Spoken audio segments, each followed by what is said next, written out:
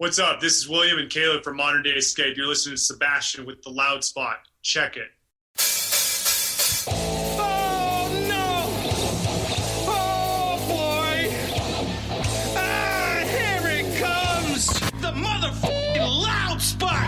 That's right, you're listening to the almighty Hot Zone! Doing the intro to the Loud Spot podcast! You goddamn right! We're doing intros for podcasts now! And if you don't like it, you can suck the entire circumference of my... Wayne Gretzky with the squeals and the drops! P1E goes on till it pops! Cannonball, don't trust a cop! Johnny Spotswood just don't know when to stop! Yeah! And if you don't like it, you better take your ass up to the Snooty Fox, cause this is the Loud Spot! Okay, see you later. What's up, everybody? Welcome to the Loud Spot. I'm your host, Sebastian Cosme, right out of Oklahoma City, and tonight I am hanging out with Modern Day Escape. William and Caleb are with us. What's up, guys?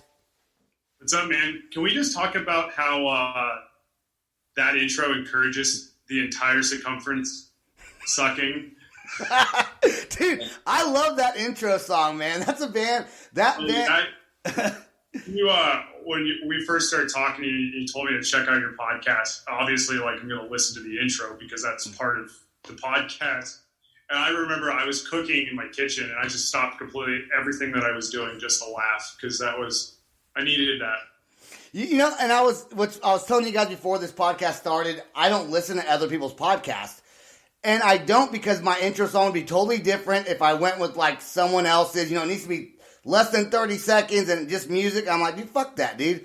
I want to be loud, in your face. I want to get your attention immediately. And I think that does that. I mean, I guess it's better than our approach to lure them in, let them down. So, Modern Day Escape, man, you guys have been around for quite some time, and you guys are writing some new music, right? Yeah, so it's kind of funny. I mean, we went into full hiatus. We never thought we were coming back in 2014. And then I had this stupid idea to convince James, who started the band back in 2006. I had this stupid idea to convince him that, hey, we should do a comeback because that's the cool thing that everybody's doing. And, just through a little bit of back and forth, we mutually decided, yeah, you know what, let's do it. Let's make a comeback. So we kind of took old music that we already had, rewrote it, modernized it, because we've changed, music's changed, everything's changed. Went and recorded in actually Broken Arrow, Oklahoma. If you can believe that. Yeah, you should hit me up. So we recorded. We had two sound engineers. We had Adam Woods out of Oak Ridge Studios, I want to say is the name of it. Probably misquoting that. And then CJ Cochran, who's the lead guitarist for Outline and Color, who's also based out of Oklahoma. Oh, okay. Okay. So I did notice when I was listening to today, I went online just to, look up the band and read some other articles and things like that. And I was listening to some of your older songs from the earlier 2000s. And then the songs that you have now, or especially Worst Kind of Curse that just came out. The music style has definitely changed a little bit. Okay, I'm going to put us in a time vault. And we're going to rewind back to 2013, I want to say. Okay. We were doing an interview in Orlando, Florida, in absolute torrential downpour rain. And we said two things that I think hold very true to this day. Number one, you can't pigeonhole us and put us in a box. And to quote James, our singer, he said, we like to be in a lot of holes. And the second thing, too, that holds true to this day is we had just come off of writing an album that in our books, it was kind of our radio rock album. It was experimental for us in a way, but we on that interview, we said the next music that you're going to hear from us, it's going to be angry. It's going to be heavy. It's going to be way more brutal than what people are expecting. And, it's kind of funny. We didn't actually, it's not like we watched interviews we got to do this for the comeback. It just kind of happened because some of the material that we had that we rewrote stemmed off of that place. Do you feel like so there was a little time gap there with the band when you guys were, I would say you guys are coming back to another peak, but on your last peak, maybe 2013, 14-ish, did you feel a lot of push from like management and record labels to do more radio types? Like, was there a push to write a different sound than what you guys already had? 100%. I'm going to tell you outright. I'm going to tell you right now that it's not just management. If anything, I know we like to blame management, but the guy who was our manager, if anything, was trying to help us. It was really more the record label, if we're going to be completely honest. Yeah, so and I hear this all the time. It's really kind of cool that I noticed it. I think you'll understand. Sometimes you hear a band, their first album comes out, and a lot of times when the first album comes out, they have a lot of stuff they did before they were signed to the record label, right? So they come out with those songs that maybe the record label kind of jazzes them up a little bit, adds some, whatever they want to add to it to spiffy it up. But then, and the first album's always, most bands, when they come out, their first album is like, that's their band. That's them, that's their sound. And then the second album comes out, and the second album fucking sucks. So my theory on that is, and I can't remember if it was Seosin or Story of the Year that said this, but I think it holds true for just about anybody, is that first album, sometimes the first two albums, if material from the first gets rolled into the second, they've had their whole lives, quote unquote, to write what would become that. Right. And then, boom, you're on a record label, and now you got to get another album out in quick succession. And I think that adjustment's hard for people. It's obviously very doable, and a lot of people can do it successfully. And I like to think that Modern Escape did that successfully too. It's a hard adjustment. Yeah, man. Caleb, are you playing Pokemon Go back there? I'm just chilling. Here, let me hit here. I can. Oh dang. Let me see if I can catch anything good. Hold up. Let's see if we're in Pokemon hotspot. Yeah. That's right, folks. You turn in.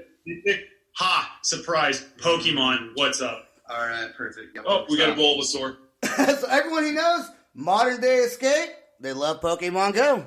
So, dude, okay. Worst kind of curse. I know you guys are proud of this song. This song really, when I heard it, it sounds really good. Obviously. I'm going to ask you some questions about this song, but I want to play it right now on the podcast so we can get this show going. So this is a worst kind of curse with Modern Day Escape. Awesome, awesome music, guys. Let's jam it right now.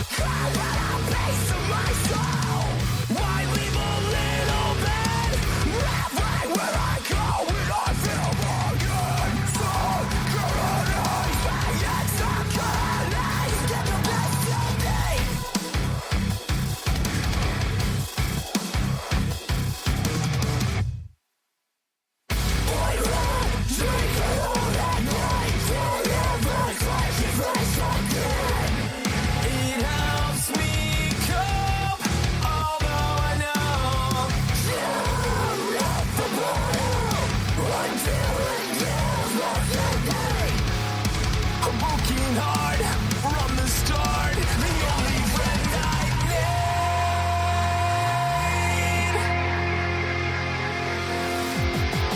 Do you miss feeling like a ghost?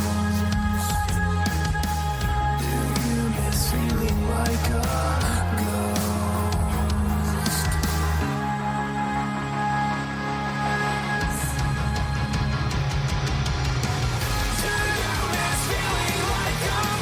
Just close your eyes and let go.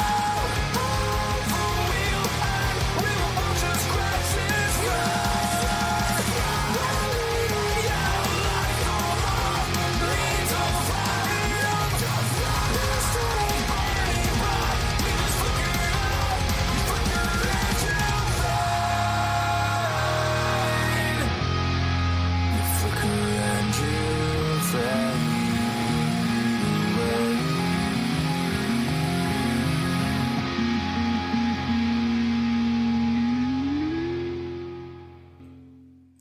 I mean, if that doesn't get your attention more than my intro song, I don't know what will. Because that is fucking awesome. Like, the transitions in that song, how long did that song take to write? So technically 4 years, but I mean, as for putting it on this album, I would say it took us 9 months to like really hammer it down, and then even once we got to the studio, like in the first verse when you kind of hear that lead guitar riff come in, that wasn't written until we were actually in the studio. Okay, so when you write your music now, go ahead. Oh, I said just saying that one. That part technically wasn't even written yet. We weren't sure what we wanted to put there, and if you think about it, that song does not follow any kind of normal song formula. Like normally, it's verse, chorus, bridge, chorus. Right. This goes verse. I would say bridge, chorus, verse, breakdown, bridge 2, chorus, Outro. Yeah. Outro. You gotta have the outro in there. Do you guys? That sweet tapping that you do on the end, dude. That's sick. And look, the band is originally from Florida. Do you guys even all live you live in Utah, right? Can I say that none of us actually live in Florida now? Like everybody's. Vegas, who, like I said, founded it. He now lives in Chicago. And I'm in Utah, and obviously he is as well. And Caleb is. I am. Our drummer is in Nebraska, and then our lead guitarist, he's in California. How do you guys practice being so, like, is everything like done on like sending files and things like that? A lot of that. Caleb here, actually, I'll let him talk about it, but he found something really cool so we can practice remotely. Yeah, Caleb, what is that? So it's a fun little program called JamKazam, but I mean, it's still kind of like the technology still hasn't caught up with like practicing. But I mean, it worked good enough. There's not a lot of lag or latency with it, but it's good enough that you can basically plug an audio interface into it and make sure that you can, have your nice little plugins all ran into it and make sure that everybody's in time and practiced up. So. But we can really, really thank the pandemic for pushing that technology along 100%. farther. Yeah, I want to piggyback off that and say the other thing too that's nice is, so with the way technology is now versus how it used to be, even 5 years ago, is we can record an isolated guitar track, right? Like somebody's got an idea, they can record it, they can apply drums to it. And obviously, they're digital drums. They're not the real thing. Right. They can send that idea off to everybody else. Say, hey, what do you think about this? Feedback happens. Changes are made. Maybe lead guitar to rhythm guitarist for myself, make a change. Add a new layer to it. We write our own parts to it. That sandwich keeps getting a little bigger and bigger. Then we go to the studio. We sit down. We track everything. And sometimes we can retool things once we're in person. But usually by that point, we've had 9 months to get to that point where we know what to do. And then after that music's recorded, we have isolated tracks of our own individual parts. So we can play and practice to what we actually played on the record. Not like, oh yeah, I think I played this on the record. Is it going to be Like weird? Is it going to be weird when you guys go back on tour? Because I mean, you guys are dropping new songs, so I'm sure there's like some maybe tours, post COVID. So. It's not going to be weird to play together for once. Because even 6 years ago, before we went on break, we were in different states, and what we would do is we would fly in 2 weeks before any tour. We'd do a full band rehearsal. Okay, admittedly, day one probably a little rough. By the end of that second week, we're ready to play shows. We're ready to go and kill it every single night. So that's what's going to happen again. And you'd be surprised at how many bands actually do that nowadays. Like, biggest band that I can think of that's really in everybody's face right now is Bring Me the Horizon. Yeah. Well, they got band members who live in different countries. Wow. Right? So I didn't know that. No, I didn't know that. And it is like that. And I guess even without COVID, I think bands were still starting to do that. You could be in a band, like I interviewed a band the other day where there's one's from Switzerland, one of the guys is from Sweden. And those, it's 20 hours away, which is what I found out talking to them. And, so they kind of do everything digitally as well. I think it's easier for a singer, though, to be like far away. But I feel like the rest of the band, I think it's like you guys live close to each other, obviously. And you got the bass player with William, and then Caleb's the rhythm guitar player, right? Yep. Yeah. So and he can do keyboard, and he can do some programming, and he can do lead guitar if he needs to, right? So if we need to practice that stuff together, we can. Yeah, and I think that probably helps out for the rest of the band, honestly, that you guys kind of live close to each other. Yeah. Well, the only person I think that truly gets the short end of the deal is always the drummer in this, because his miking up a drum kit is a lot more than, for $100 you can go buy an interface, plug it in your computer, and plug your guitar straight in, and bam, you're ready to go. That's the most basic form of it, but yeah, drum engines are getting an interface in and of itself to record like the different. You need at least 8 mics, in my opinion, to get a decent drum recording. And you need a quality room too. Yeah, and that's just somewhere north of maybe 5 to 6 G's. I'm a drummer, so I know, because we were going to do some distance recording with the band that I was in for a little bit, and then I started doing the podcast, and I just said screw it. Because honestly, I see the struggle that you guys deal with as bands. I'm like, fuck that, dude. I'm not gonna be in a band anymore.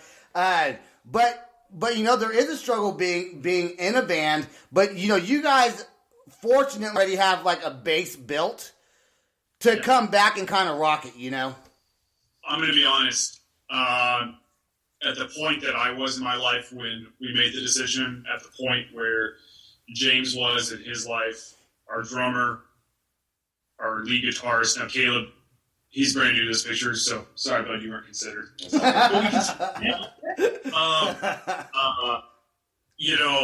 If we had to start from scratch, nobody knew who we were, and we had to build a base that way, nah. I'd stay at home and play Call of Duty. I play PUBG. I play PUBG sometimes.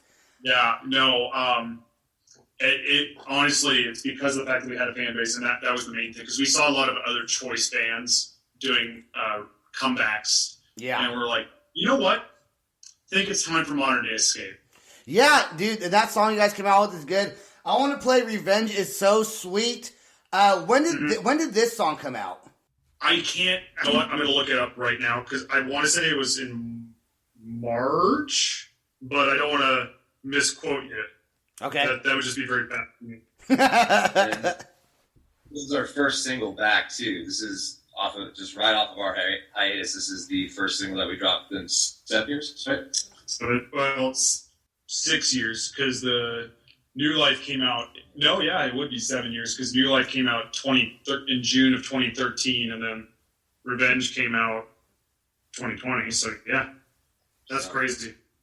Yeah, so it dropped April 24th 2020? Yep. All right, so it's still a new song. It's still a new song. I want to talk about dropping singles instead of EPs. Remind me about that when this song's over. I'm going to write it down, actually. I'll remember. But if I forget, you remind me. Okay. You got it. Here's Revenge is So Sweet, Modern Day Escape.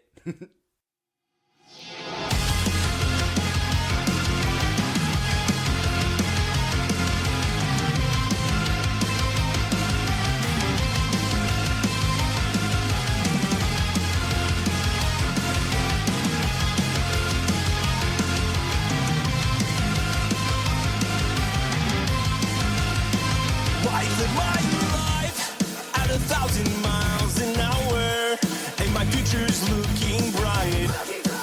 Never thought I'd make it past the nights that I caught fire. Hours turn to minutes, minutes turn to days, and time is running faster than I can chase my dreams. I can chase my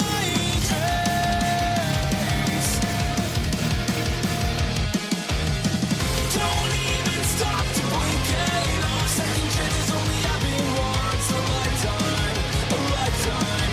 Don't let it pass you by.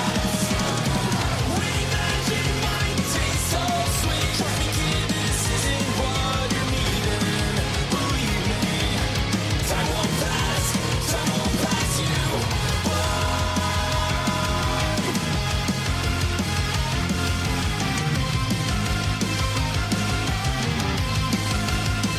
I stop and breathe.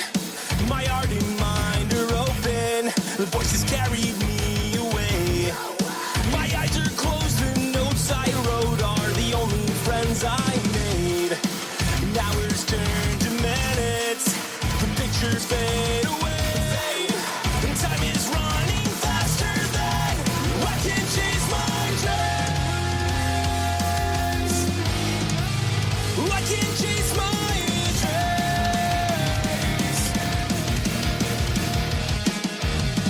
Don't even stop to blink an eye. Second chances only happen once a lifetime, a lifetime.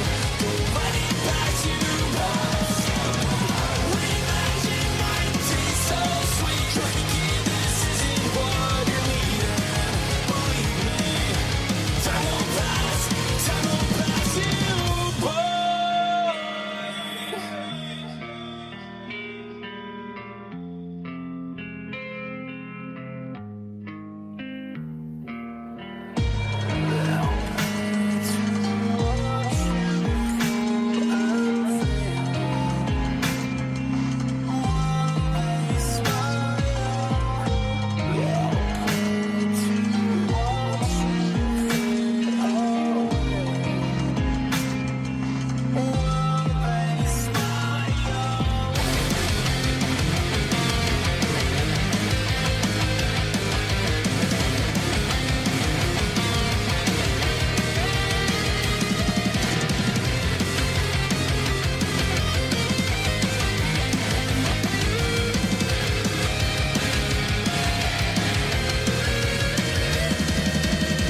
Don't even stop to blink it off. Second chances only happen once a lifetime, a lifetime.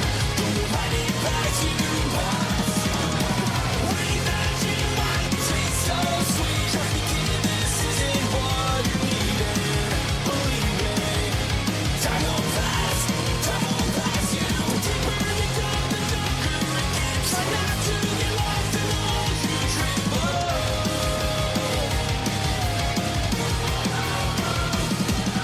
The money they count is making me sick. All the photo lines is where they sit up.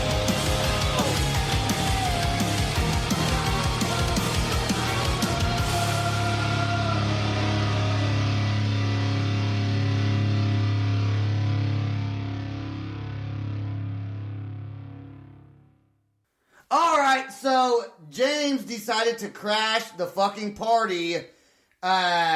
What's up, dude? Dude, I've got my penis. I said that. He did say that, and that's his role in the band. Besides being a singer, he also pulls out other people's penises. That's his Specifically, job. only in my band. Only in your my band. band's penises. Yeah. No other bands. Okay, I do have to. I told you to remind me to say it, and I wrote it down. Dropping singles instead of EPs or full length albums. That's what you guys are doing now. And why is that? Every band's doing it. You know what? I'm gonna let James take this. It's so we can get more penises out. Is it awkward yet? Okay, perfect. Now you're right. Is everybody's palms sweating? Good, perfect. No. So basically, the reason why we're doing it, it's just so we would write 10 song, 12 song, 13 song albums, and people would hear 2 songs like, okay, cool, sick, and then they shut it off because there's 750 million other bands with just as good, if not better, songs than us. So instead of spending way too much money on music that no one's give a damn about, we figured spend a fair amount of money on one song that we give a damn about, and then hopefully everybody that listens to it will care too. Then that way people will get a chance to connect with it and digest it and really enjoy it versus be like, I'm overwhelmed. You know, it's like you go to Netflix and then you're like, oh, there's all the, oh, look at this, ooh, and then you're like, oh, check Hulu. And you're like, oh, you look Prime Video. And you're like, oh, dude. And then you're spending more time looking at all the cool shit that's on these super awesome sites than you do actually. This way, there's only one penis out, and you have to look at it. You know, I can tell why you're the lead singer of the singer of the band with your personality. Definitely the more outgoing personality of the group, I would say. Well, that's outgoing is a little bit more than you bargained for. Yeah, I know. I'm broken. It's okay. That's me. The band accepts you too. All I'm going to say, James, is you need to listen to his intro. You'll find a particular one-liner in there that'll crack you up. Good. That makes me feel better. We have a pretty good I think we try to have a pretty good podcast. We try to have some laughs, make some jokes, have some fun. Like I told the guys earlier, I don't listen to other podcasts. I just fucking wing it and do my own thing because I don't care what other ones sound like, you know. And I don't know. I just do me. Okay, here's a question. I was wondering about this. On Facebook, you have a little over 288,000 followers. Do you guys have an automated messaging system? Like if someone sends the band a message, is there like an automated message that gets replied back to what they asked? No, we just do everything by hand. We pretty much respond to every comment, every message, everything. It probably ends up harming us in the long run because we're too accessible to our community, but we are normal people, and we try to express that, and that we don't do anything special, and we just want to have a good time. So we do everything by hand. Mostly Will, because he's a psychopath and he goes to the bathroom 50 times at work, so he can do that. But if not him, it's myself or Caleb. So yeah, we pretty much do everything by hand ourselves. That's awesome. I think what James meant to say is, because I have to respond, I air quote, try go to the bathroom. Yeah. Oh, so you quote unquote go to the bathroom so you can respond to these messages. And he only goes pee completely nude. And he sits down. No, I sit down backwards. That way there you go. I like to use the shelf to put my tablet. Nice. He likes to, I can he play likes to along. hold the toilet bowl. Like the back of it, he likes to hug it. Okay, we got 15 minutes left. James, that's awesome that you decided to join last minute. Corpse Masquerade. Let's ask James. Masquerade, right? Corpse macaroni. Corpse's macaroni. When did this song come out? 1986, I think it was. This band's been around since 1986. We just found out. And James's the new hotness. In James's own words. This song probably really came out sometime in the 70s. Let's play it right now. Here's Corpse Masquerade.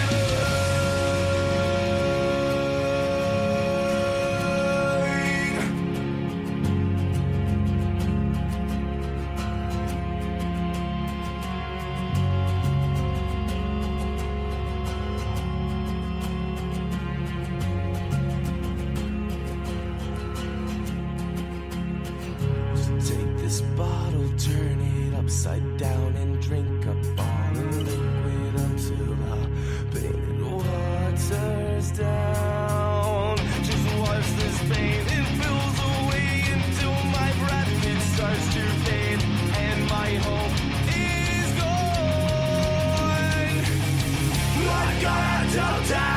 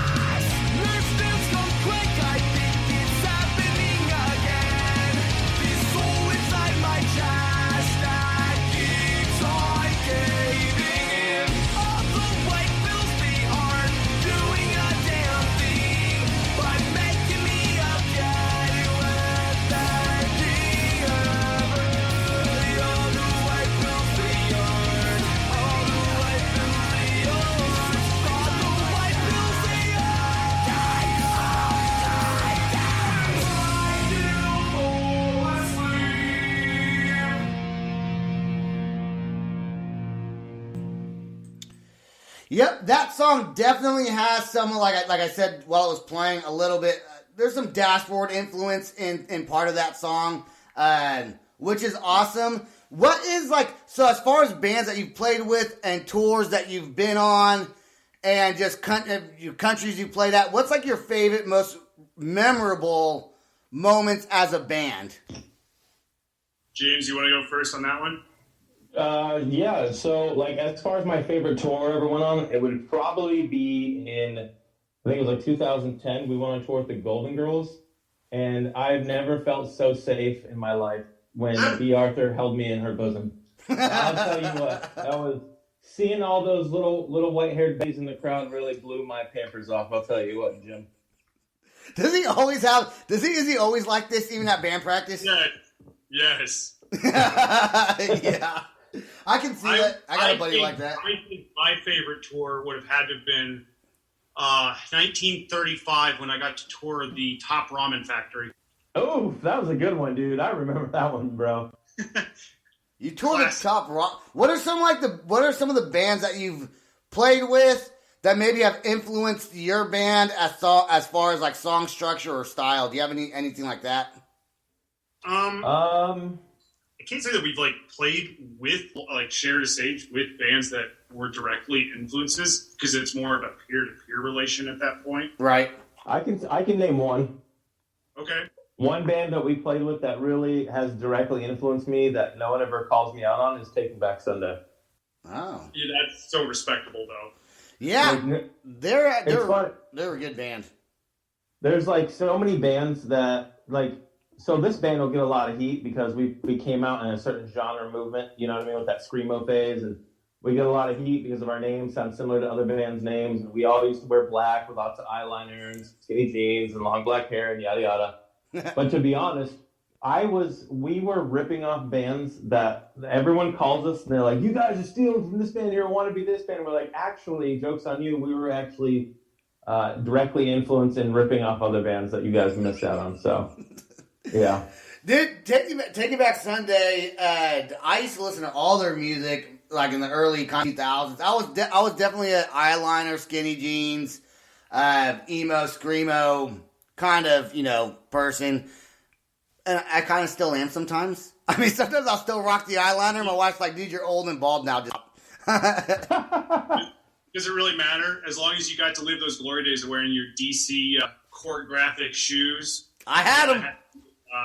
Your backwards flat bill cap, and you got to rock out to some From First to Last, The Used, or 30 Seconds to Mars, Yeah, those are all, every single one of those bands is so awesome. Yeah. And your band is awesome, and I'm happy you guys are making a comeback and starting to play music again. I think that you have a lot of fans that have been waiting for it for a long time, and, it has to feel good when you played your music on Spotify and you got 20,000 downloads the first week, right? I'm going to say this. It will feel good the moment that every single person who said that we couldn't actually acknowledges we were right. Yeah, and that proves it, man. 20,000 downloads your first week. How do you guys? Are you guys planning on trying to get like on Octane or some of these other radio stations? How does that work? Like, are you able to do that? How does that whole process? How does that happen? We can't afford it, to be honest with you. It costs a lot of money, and there's a lot of sucking penises in this industry, and I've got enough dicks in my mouth already. I can't fit anymore, so we probably won't be on there anytime soon. But we want to. We really do. We love it. It's honestly the industry, man. Realistically, it's at the point that it's a pay to play. That is so crazy. It's like you know when you get those app games, you know those games on your phone. You're like, oh, you Candy Crush shots. I love this, dude. Oh my god! And you're hitting all the little things and little buttons. You're like, oh, and you got hooked on. You're like, dude, I'm level 25, bro. I need to go. And it's like you're out of gems. You're like, fuck! I need gems, bro. I need gems. So you start swiping your card, knee deep. You know you're in debt. You're selling your kids' toenails. You know what I'm saying? Like, sorry, Timmy, can't go to college this year. Daddy's got to get his jemmies. Dude, I can't believe you have to pay Octane for them to play your songs. Was it always like that? Let me leave this one on you. To some extent, yes, there was always that element. Like you would, through your management, pay to get on a record or like on a radio station, right? Because think of how many bands are wanting to be on there, right? So even if you're good, if there's another band that's just as good but is willing to give you $500,000, $2,000, $5,000, aren't you going to pick them over the guy who's not giving you any money? So I understand it, but here's what I think is absolute crap, and I'm calling them out hard. So, like, literally last week, Spotify announced that they were going to do this thing where it's like, hey, guess what, guys? You can earn less money on your music for more exposure. And I think to myself, great. So we're already not making Spotify pays 0.00437 cents per stream. And you want to pay us less than that? Cool. What? Okay, hold on. So 20,000 downloads your first week plus. How much does that even pay? Like, how much do you make from that? Like $5, if that. Let me put it this way. We did our second single we released, Sunny Places, Shady People. It's got like 150,000 plays in its first 3 months. I mean, it's over that now, but I want to say made like $500 off that one song, right? Okay. I mean, that's you see the number and you think it's going to be way more than that. Right. So I guess you would say you make most of your money then from like is that true? I guess with every band you make most of your money from when you go on tours and play shows. Absolutely not. Where bands' money comes from is buying their merchandise. Especially if it's a band that's an independent band that's not so like if it's not a syndicated label that's has their own merchandise store. If it's a band with their own solo merch store, like currently right as I'm calling you, I'm working on our merchandise store right now, like rearranging, cleaning it up. If people gave a damn and wanted to support Modern Day Escape or any band that's not like I guess that's that a massive label or the massive size that are selling out, House of Blues and higher. Oh hell, even forget about that. Even bands that are selling House of Blues. If you want to support a band directly, you buy their merchandise at the show or online on their direct merchandise stores. That's really how you support a band. Buying the records doesn't mean shit anymore. What's your website going to be called? What is your website where people can go on? You said you're working on it, but if people want to buy merch right now or here very soon, where can they find it? Our merch store's been up for a minute. It's storefrontier.com / what is it? Official MDE, I think, if I'm not mistaken. Actually, might just be MDE now. Let me double check. I'm gonna open up right here. I was creating something to do. There we go. A little bit of view my store. Hee haw, hee haw. You should know this, dude. You're crashing a podcast. You should know your links, bro. Get it together. I know. I'm a dumpster bin. Yep, it's storefrontier.com / MDE. So let's just use ours for example. Like if anybody wanted to support our band or anything, dude, that is where it is. Touring. Most of the time, bands will pay other bands to go on tour with them. So there's it's called a tour buy-on. So say I'm going to use a band, 2 bands, okay? Okay. There was one band that we toured with, I won't say their name, and another band named Killswitch Engage, which everybody knows. And then I'm not calling them out. This is like kind of industry standard. So this band paid $20,000 to go on tour with Killswitch Engage to open up for them, right? Okay. In return, in hopes, they ended up making back double that. They ended up walking away with around $40,000. Wow. But most of that was from merchandising. But if you don't have that initial $20K to go up front to a band, you better hope it's the right band. You better hope they pull the right crowd. You hope people actually give a shit about you and you're on stage Right. to sell your merchandise to make that money. Otherwise, you lose.